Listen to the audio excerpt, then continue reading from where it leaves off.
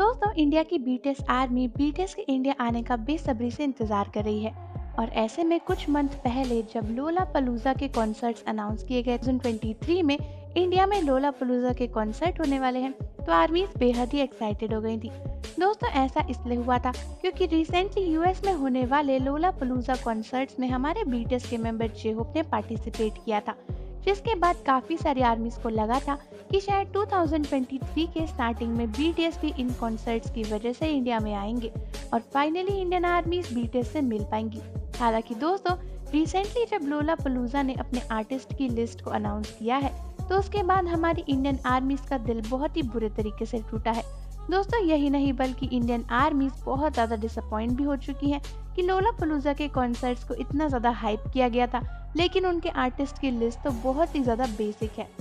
दोस्तों रिसेंटली ही लोलापलूजा की लिस्ट को रिवील किया गया है, जहां पर काफ़ी सारे आर्टिस्ट जैसे कि Imagine Dragon, AP Dhillon, Alec Benjamin ऐसे बहुत ही सारे आर्टिस्ट के नाम देखने को मिले हैं। हालांकि दोस्तों कोरियन आर्टिस्ट की बात करी जाए तो लिस्ट में जैक्सन वांग का नाम है और उनके फैंस काफ़ी ज़्यादा एक्साइटेड हो गए हैं उनका नाम देखने के बाद।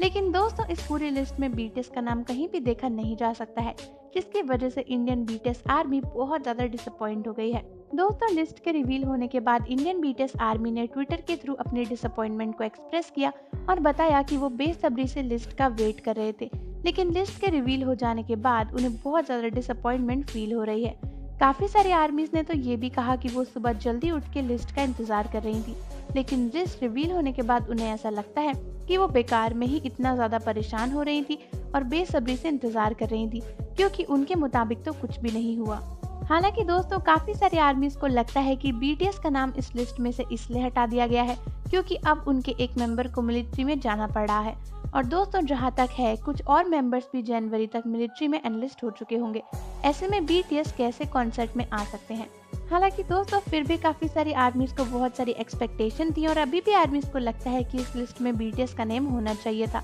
क्योंकि इससे पहले भी जब लोलापलूजा का कॉन्सर्ट हुआ था तो उसमें सभी बीटीएस मेंबर्स नहीं गए थे, सिर्फ और सिर्फ बीटीएस के मेंबर जे-होप ही गए थे। इसलिए ऐसे में यहाँ पर भी बीटीएस का कोई सिंगल आर्टिस्ट आ सकता था, लेकिन ऐसा लगता है कि बीटीएस पहली बार इंडिया पूरे ग्रुप के साथ ही आना चाहते हैं और उनके नेक्स्ट अराइवल को हम 2025 के बाद ही मैनिफेस्ट कर सकते हैं, क्योंकि दोस्तों उससे पहले तो अब बीटीएस का ग्रुप एक साथ कहीं भी नहीं जाने वाला है। दोस्तों काफ़ी सारी आर्मीज का मानना है कि बीटीएस के आने वाले कॉन्सर्ट्स के लिए उनके पैसे बच गए, क्योंकि अगर बीटीएस लोलापलूजा में आते तो वो इन सब के टिकट्स लेते और फिर उनके कॉन्सर्ट के लिए उनके पास सेविंग्स नहीं बचती।